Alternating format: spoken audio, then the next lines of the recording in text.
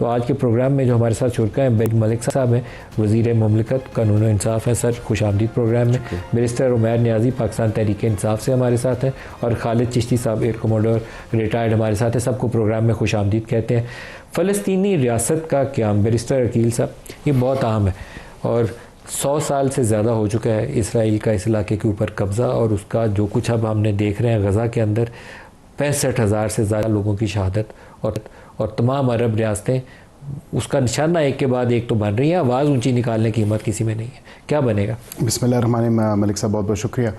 देखिए बिल्कुल 65,000 से ज़्यादा जो है वो निहत्ते जो गज़ा के और फ़लस्तीन के बासी हैं, बाशिंदे हैं, वहाँ के जो लोग हैं, जिसमें बच्चे भी, बूढ़े भी, ख़वातीन भी, जवान भी, उन सब ने जो है ये बहुत ही जुल्म देखा है और जुल्म सहा है। और इज़राइली जारियत और नंगी जो जारियत है, एग्रेशन, आई मीन बहुत छोटा लफ्ज़ है इज़राइल के इन इक़दामात को, जो कि जिसकी इंटरनेशनल कवानीन में भी अगर आप देखें तो कोई सपोर्ट नहीं मिलती, और बिल्कुल उसने एब्सोल्युटली जेनोसाइड, देखें जेनोसाइड की अगर आप डेफिनेशन उठा के देखें यूएन की कन्वेंशंस में, तो उसमें से 4 से 5 जो इंग्रेडिएंट है, 4 तो वो ऑलरेडी मीट कर रहा है। अब यहाँ पे जेनोसाइड को और किन लफ्ज़ों में आप डिफ़ाइन करेंगे कि पूरी दुनिया ये माज़रत के साथ मुझे कहना पड़ता है तमाशा देख रही है, कंडेम भी कर रही है, लेकिन उसके ख़िलाफ़ एक्शन नहीं हो रहा। अब ये एक फोरम ज़रूर मौजूद है यूएन जनरल असम्बली, जिसमें फ़्रांस और सऊदी अरेबिया ने ये बेड़ा उठाया है, वो एक कॉन्फ्रेंस भी है उस हवाले से। लेकिन पाकिस्तान की स्टेटेड पोजीशन रही है कि प्री 1960s के जो बॉर्डर्स थे या उस टाइम के हवाले से, उस पर 2 स्टेट सोल्यूशन जो है उसका क़याम होना ज़रूरी है और लाजिम है। अब ये इन ममालिक ने जो काम किया है, अब ये काम बरतानिया ने, it's too late in the day. मैं ये समझता हूँ कि बैलफोर डिक्लेरेशन वो टाइम था जब आपने एक मज़हब के ऊपर, मतलब यहूदी स्टेट बनाने के क़याम के ऊपर आपने काम किया। तबाही की बुनियाद बरतानिया ने रखी है। एब्सोल्युटली, इसमें कोई ढकी छुपी बात नहीं है कि बरतानिया ने ही ये तमाम तर इसकी बुनियाद रखी।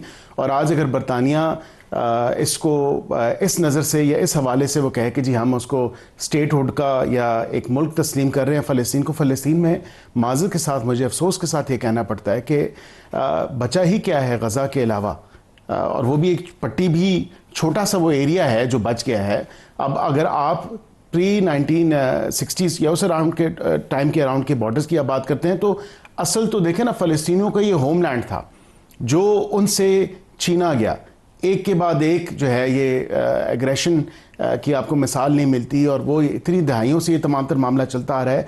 अब अगर ये ममालिक कनाडा, ऑस्ट्रेलिया, बरतानिया, या ये अगर ये कह दी, कहते हैं ना कि जी बहुत देर कर दी मेहरबान आते आते, और लेकिन देर आए दुरुस्त आए। मैं समझता हूँ कि अपने किए पे जो इनका अपना ये बीज बोया हुआ है, उस पे इनको पूरी उम्मत मुस्लिमा से, पूरी दुनिया से जो है वो माफ़ी मांगनी चाहिए, और उनको आउटराइटली उनकी स्टेट की पॉलिसी होनी चाहिए कि ये हमसे उस वक़्त की गलतियां हुई, और गलतियों का खुमियाजा आज पूरी दुनिया देख रही है। जो तमाशा इजराइल ने लगाया, वेपन्स ऑफ मैस डिस्ट्रक्शन का कह के इराक पूरे को तबाह कर दिया था। खालिद चिश्ती साहब, जो प्री 1967 पोजीशन है, इसके ऊपर मांग करना मुसलमान मुल्कों की, सऊदी अरब की, पाकिस्तान की, सारों की यही मांग है।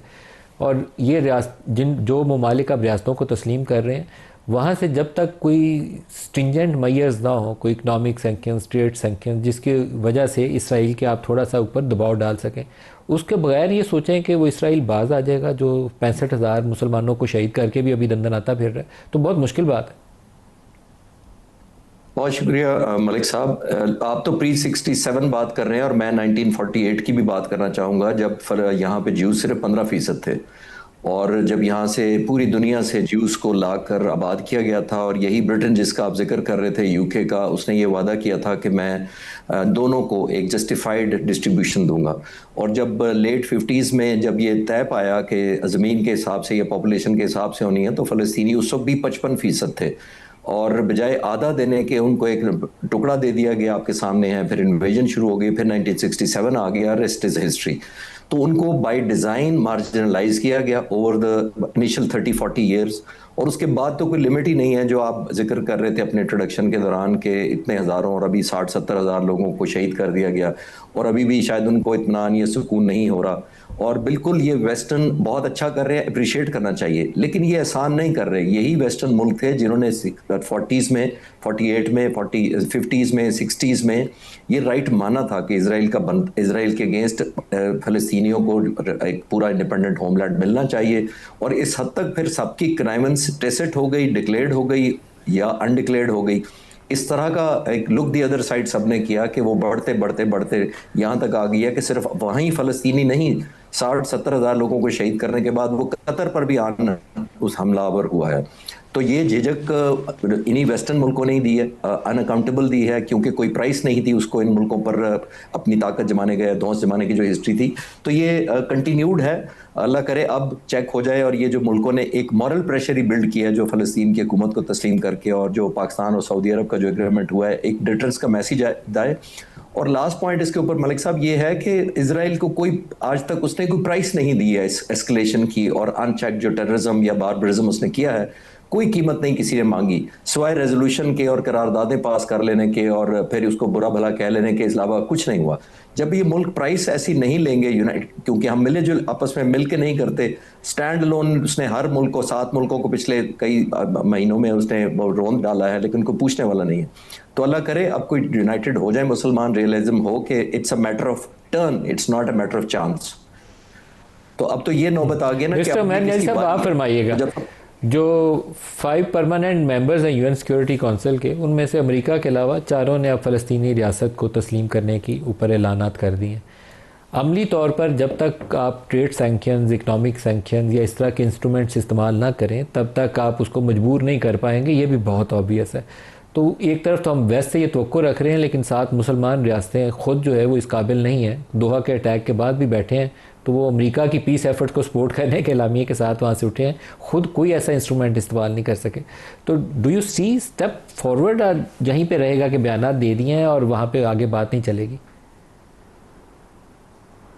देखिए, बात तो है कि हालात तो हाथ से निकल चुके हैं। अगर हम बात करें फ़लस्तीन की अब आबादी कितनी रहेगी, कि 55-56 लाख की आबादी, जिसका मेजर चंक को आपने डिस्प्लेस कर दिया, 60-65 हज़ार की नस्ल कुशी कर दी, मतलब मलिया मेट करके, और फिर अमेरिका ऊपर से बयान कर रहा है कि हम इनको रीसेटल करेंगे। तो उसके बाद अगर 1947 का पैक्ट जो बरतानिया ने ख़ुद उस वक्त पार्टीशन का प्लान दिया था, उसके बाद अब आके इतने दहाइयों के बाद आके आप तस्लीम भी कर लें, तो मैं नहीं समझता, मैं समझता हूँ कि आप इस सारे खून रेजी में कंप्लिसिट रहे हैं।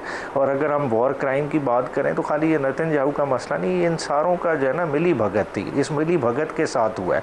और इस वक्त अरब वर्ल्ड को सोचना चाहिए कि ये तो फ़लस्तीन वाला तो चैप्टर उन्होंने तकरीबन क्लोज़ कर लिया, अब तो ये इनकी तरफ आ गया। कतर का हमला इनकी आँख खोलने के लिए अगर काफ़ी नहीं है, तो उसके बाद भी तो वो अपने नेबर्स के साथ जो कर रहा है वो किसी से ढका छुपा नहीं है। तो ये तो हम खुद जो है ना एक किस्म का जो है ना अपनी आंखें बंद कर रहे हैं। ख़तरा आ गया है। ज़ायनिज़्म का जो प्लान है उन्होंने एक्सपैंड करना ही करना है। इसमें स्ट्रेटिजिकली करना क्या चाहिए, जो सऊदी अरेबिया पाकिस्तान ने किया है उसको आगे बढ़ाना चाहिए। उसको स्टेप फॉरवर्ड नहीं करेंगे, मुस्लिम उम्मा अपनी सिक्योरिटी अपने हाथ में नहीं लेगी, मामलात नहीं चलेंगे। इब्राहिम अकॉर्ड जो लॉलीपॉप था उससे बाहर निकलना चाहिए, फिल फोर्स सारे ऐलान करें और इससे निकलें, एक अपना प्रेशर बिल्ड करें। ना किसी ने सैंक्शन लगानी है इसराइल पे जब तक अमेरिका उसके साथ है, तो वो इनकी सैंक्शन इतना मैटर नहीं करेगी। बात है आपको ग्राउंड रियलिटी देख के अपना रिस्पांस देना पड़ेगा, और ग्राउंड रियलिटी यही है कि इसराइल ने एक्सपैंड करना है। सही है। बैरिस्टर वकील साहब, जो इसराइली तरीका वारदात है अभी तक जो समझ में आया, हमास के ऊपर अटैक्स के मामले में भी, जो उन्होंने ईरानियन सिटीज़ के अंदर अटैक किया और उसकी लीडरशिप को हिट किया उसके अंदर भी, और बहुत सारे और वाक़यात के अंदर भी, वो अपने मुखालिफ जो भी रियासतें हैं उनकी लीडरशिप को they try to take them out. Iran के अंदर भी उन्होंने किया, न्यूक्लियर साइंटिस्ट उनके सारे, फ़ौज के उनके सरबरा, उनके रेवोल्यूशनरी गार्ड्स के हेड। अब वो कतर वाला अटैक हमास के अंदर भी यही किया, उन्होंने चुन चुन के एक के बाद एक जो भी लीडर आता था उसको एलिमिनेट करते गए। कतर में दोहा में अटैक हुआ उन पीस नेगोशिएटर्स के अंदर जो अंदर बैठे थे। तो इससे ये ख़दशा सामने नहीं आता कि अगर उसके ऊपर कर सकते हैं तो फिर वो रॉयल फैमिलीज़ जिन्होंने वहाँ बैठ के बातचीत करवाई, कल को उनके ऊपर क्यों नहीं अटैक होगा। सऊदीज़ जिन्होंने अब बहुत राइट मूव किया है कि पाकिस्तान के साथ सिक्योरिटी पैक्ट किया है, खुद Saudi royal family under threat होगी कि क्यों ना ये उसको ऊपर जाके अटैक कर दें। तो ये बिगर पिक्चर के ऊपर इन लोगों को सारों को मिलकर मुसलमान रियासतों को गौर करना चाहिए। ईरानियन जो अटैक था ना, वो फुटप्रिंट्स हैं बाकायदा उस तरीका कार के कि ये किस तरीके से हमलावर होंगे, या हमास की क़यादत को जिस तरीके से उन्होंने वाइप आउट किया, सब कुछ चुन चुन के उन्होंने सालों साल उन पेजर्स पे और उन सेल फोन्स पे लगाए, फिर एक दिन उन्होंने बटन दबा के उस सारों को बारी बारी उनको शहीद किया। आप दुरुस्त कह रहे हैं, और ये अब I think for the peace of regional stability और रीजनल पीस के हवाले से, रीजनल सिक्योरिटी के हवाले से, और रीजन एट लार्ज मैं कहता हूँ, मैं इस चीज़ पे बिलीव करता हूँ कि ये खाली साउथ एशिया रीजन की बात नहीं है, it's region at large plus middle east and MENA region, north Africa और मिडल ईस्ट और साउथ एशिया, ये पूरा अगर कंबाइन करें तो जो मुस्लिम ममालिक हैं, जो सऊदी अरेबिया का बड़ा एक टाइमली और एप्ट मूव है इस तमाम तर मामले के हवाले से कि कतर जैसा मुल्क, अगर आप देखें कि पीस नेगोशिएटर्स हैं और वो मीडिएट करवा रहे थे तमाम तर मामला, और उनको भी जो है जिस किस्म की इजरायली जारियत का सामना करना पड़ा है इन फ्यू स्प्लिट सेकेंड्स अमरीकी छतरी के नीचे और उस तमाम तर मामले के ऊपर देखें, ये नहीं कहा जा सकता कि कल को इजराइल जो है अपने एक्सपेंशनिस्ट प्लान्स के हवाले से वो किसी और अरब मुल्क के ऊपर हमला नहीं करेगा या इस तरह का कोई अटैक नहीं करेगा। इसके तो खदशात बढ़ जाते हैं दोहा के अटैक के बाद। दोहा के अटैक के बाद बिल्कुल बढ़ते हैं, और मेरे ख्याल से मैंने पहले भी ये जिक्र किया है कि नेटो तर्ज की जो हमारी एक फोर्स है उसको बिल्कुल दीगर अरब ममालिक को भी फॉलो सूट करना चाहिए, और उनको भी चाहिए कि इस हवाले से, क्योंकि 1 और 1 11 होते हैं। मलिक साहब, अब आप स्टैंड अलोन अगर रहेंगे, अगर आप अकेले होंगे तो फिर बिल्कुल उसके ख़तरात भी बढ़ जाएंगे, और तमाम तर OIC के प्लेटफॉर्म से भी एंड अदरवाइज़ भी अगर आप रीजनल पॉइंट ऑफ व्यू से देखें एंड रीजन एट लार्ज, इन ममालिक को चाहिए कि बिल्कुल इसी तर्ज पे जो है वो अपने सिक्योरिटी पैक्ट्स जो हैं, डिफेंस कोऑपरेशन के मैकेनिज्म्स को फर्दर स्ट्रेंथन करना, फर्दर उसको बेशतर अभी खौफजदा बैठे हुए। ये आर्टिकल 5 किस चीज़ का? ये नेटो का आर्टिकल 5 है, किसी एक के खिलाफ जा रही है, सबके खिलाफ जा रही है, तो वो पाकिस्तान और सऊदी अरब ने उसी एग्रीमेंट को किया। लेकिन अभी भी अगर देखें, उमैर नियाज़ी साहब की ये बात से मैं बिल्कुल इत्तेफाक करता हूँ कि अभी भी इन्होंने अब्राहम अकॉर्ड्स को सस्पेंड नहीं किया, जिन ममालिक ने अपने सफारती ताल्लुकात कायम किए हैं इज़राइल के साथ। माज़रत के साथ मैं भी बग़ैर किसी नाम लिए मैं रिसेंटली ट्रैवल मैंने किया, तो मैंने वहाँ पे किसी एक अरब मुल्क के थ्रू देखा कि तल अवीव की फ़्लाइट अभी भी जा रही है वहाँ से। सर शायद जो चले नाम UAE है, सबसे ज़्यादा जहाज़ों की आमदोरफ्त जो इसराइल और UAE के दरमियान, मेरे ख्याल से एक इंट्रोस्पेक्शन की ज़रूरत है, मिडिल ईस्ट के या GCC कंट्रीज़ को देखने की ज़रूरत है, एक इंट्रोस्पेक्शन की ज़रूरत है कि अगर हमारे एक ब्रदर मुल्क के साथ ऐसा हो सकता है तो हमें क्या चाहिए कि हम क्या इक़दाम उठाएं कि अपनी सेफ्टी, अपनी सिक्योरिटी, अपनी सॉवरेनिटी को बेहतर बनाने के लिए, उसको फर्दर स्ट्रेंथन करने के लिए हम क्या इक़दाम उठा सकते हैं। तो मेरे ख्याल से उसका कोई ज़्यादा दूर देखने के लिए आपको ज़रूरत नहीं है, और उसका जवाब आपके सामने होगा। खालिद चिश्ती साहब, ये जो नेटो टाइप अलायंस करने की बात है, ये कहने की हद तक ठीक है, अमली जामा इसको पहनाना आसान नहीं होगा। बेशतर रियासतें अमरीकी इन्फ्लुएंस के नीचे हैं और वो आगे नहीं बढ़ेंगी, बहुत ऑब्वियस है। कतर के ऊपर जिस वक्त अटैक हो रहा था, उसी कतर के ऊपर वो एक रिफ्यूलर भी हवा में उड़ा हुआ था, और यकीनन उसी एयरबेस से उड़ा होगा जो आदि इस वक्त कतर एयरफोर्स के इस्तेमाल में और बाकी अमेरिका के ज़ेर इस्तेमाल में। तो ये कहना कि अमेरिका को पता ही नहीं था, ये बात भी दुरुस्त नहीं है। वो अशीर बात भी अगर थी या नहीं थी, लेकिन उनका ऊपर कवर, यकीनन एयर कवर ऊपर मौजूद था। तो इसमें आप सोचें कि ये मुल्क आगे बढ़ेंगे और एक जॉइंट अलायंस में आ जाएंगे, मुझे बहुत ही मुश्किल बात लगती है। लेकिन सऊदी अरब ने जो स्टेप लिया, उसके बाद मुझे ये ज़रूर खदशा पैदा हो गया कि कहीं वो इसराइल सऊदी अरब के अंदर कोई ऐसी कार्रवाई, दहशतगर्दी की कार्रवाई करने की ना कोशिश करे, उसके ऊपर कोई पेशबंदी होनी चाहिए। जी मलिक साहब, मुझसे पूछा आपने? जी देखिए मलिक साहब, इस वक्त सऊदी अरब या कतर या कोई भी मुल्क ले लें, उनके पास बहुत ज़बरदस्त रिसोर्सेज हैं, उनके पास फंड्स हैं, जाहिर है उनके बैंक बैलेंस और बहुत उनके पास डॉलर्स हैं वेपन ख़रीदने के लिए। वो कोई भी जहाज़ ख़रीद सकते हैं। आपने देखा है कि अमेरिका के दिए हुए बहुत सारे जहाज़ इसी मुल्क में, इन्हीं दोनों मुल्कों के पास हैं, उनके पास state of the art technology है। इस वक्त सऊदी अरब को असला या मिसाइल नहीं चाहिए, उसको चाहिए यकीन और एतमाद। यानी कि जब वक्त आएगा, कहीं ऐसा तो नहीं है कि जैसे अमेरिका ने साथ दिया है कि इजराइल का, कि जब चॉइस आया कि बिटवीन अरब कंट्री या कतर और इजराइल, तो उसने इजराइल का साथ दिया। सऊदी अरब को इस वक्त डिग्री ऑफ एश्योरेंस चाहिए।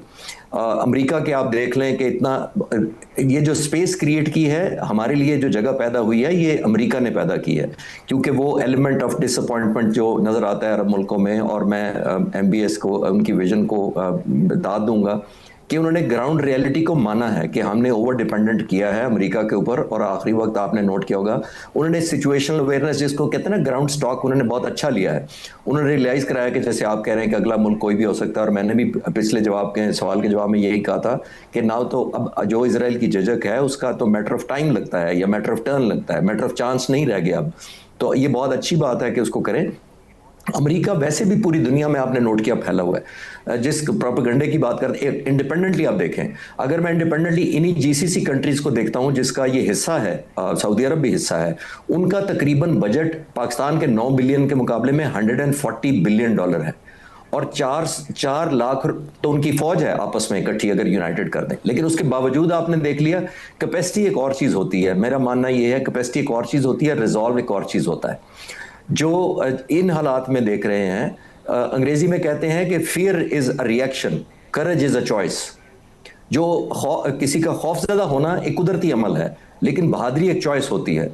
तो इन मुल्कों में जो मैं देख रहा हूं को फियरफुल होना कोई बुरी बात नहीं थी, लेकिन उसका रिजॉल्व होना कि हिट बैक ना करना और एक प्रोहिबिटिव प्राइस ना इम्पोज करना इसराइल पर, प्रॉब्लम उधर आता है। और ये जाहिर है मुल्कों की जो यूनिटी की वजह बननी चाहिए वो रिजॉल्व बनना चाहिए और करेज बनना चाहिए। जब दो मुल्क कोई भी साथ आएंगे तो ना मिलिटरीली सिर्फ सपोर्ट करेंगे, और बल्कि एक दूसरे की अंडरस्टैंड करेंगे, बिजनेस बढ़ाएंगे, कैपेसिटी बिल्डिंग करेंगे। और आखिरी पॉइंट मलिक साहब ये भी जहन क्लियर कर लें कि बहुत सारे लोग मुझसे पूछ रहे हैं कि जी जब हमला होगा तो हम पाकिस्तान जाएंगे या एयरफोर्स जाएगी। देखिए हमने पीस टाइम में कैपेसिटी बिल्ड करनी होती है। पाक फिजाइया ने 6 और 7 तारीख को जो जवाब दिया था ऑर्केस्ट्रेट पीस टाइम में 3 सालों में किया था। जे कि उस दिन आप जाएंगे तो आप शूटिंग शुरू कर देंगे और हम जनाब जवाब बदला ले लेंगे। तो पीस टाइम में एनेबल करना पड़ता है, और मेरा ख्याल है वही एक सोल्यूशन है कि पीस टाइम में कोलैबोरेशन करें, एक दूसरे की कैपेसिटी बिल्ड करें और सबसे बढ़कर एक दूसरे को एतमाद दें।